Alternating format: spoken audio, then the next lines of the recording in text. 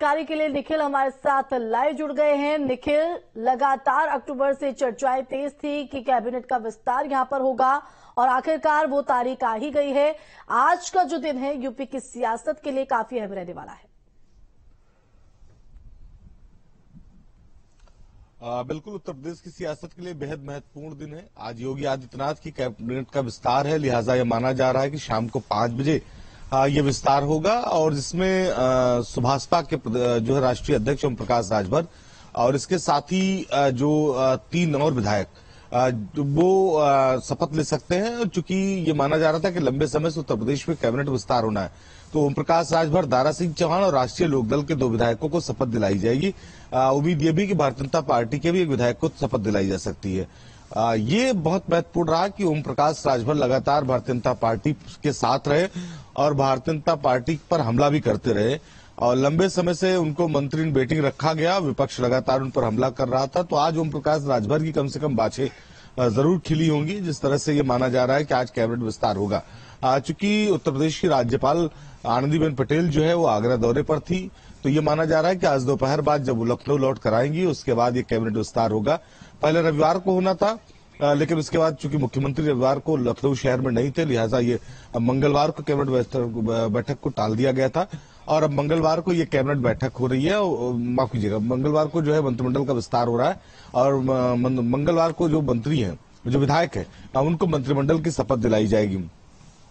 बात अगर भारतीय जनता पार्टी करे तो भारतीय जनता पार्टी जो जातिगत समीकरण के आधार पर जो उसके मंत्रिमंडल की जो रूपरेखा है वो लगभग पूरी है, लेकिन विपक्षी दलों में अगर हम बात करें तो चूंकि ओम प्रकाश राजभर चुनाव के बाद भारतीय जनता पार्टी के साथ जुड़े थे, लिहाजा ओम प्रकाश राजभर को यह तय किया गया था कि भारतीय जनता पार्टी की सरकार में, इस एनडीए की सरकार में वो मंत्री बनाए जाएंगे।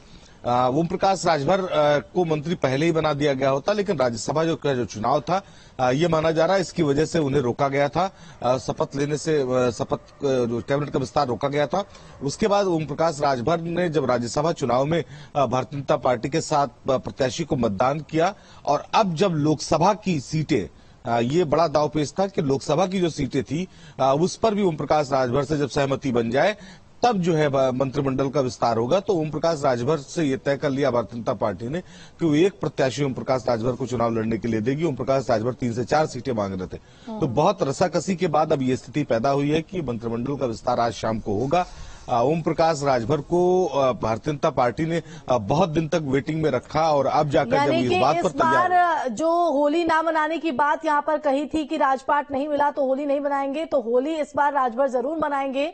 लेकिन साथ ही साथ अगर बात करें बीजेपी से, क्योंकि दारा सिंह का नाम भी सामने आ रहा था, इसके अलावा 1 और 2 चेहरे ऐसे हैं जो इस विस्तार में शामिल हो सकते हैं। उन चेहरों को लेकर क्या जानकारी है?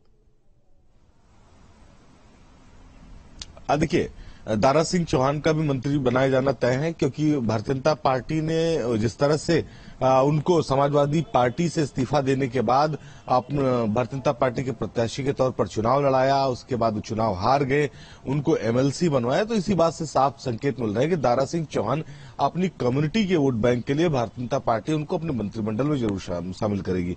इसके साथ ये माना जा रहा है कि रामपुर से भी किसी एक को जो है वो मंत्रिमंडल में शामिल किया जा सकता है। राष्ट्रीय लोकदल के 2 नाम पहले ही चर्चा में आ गए।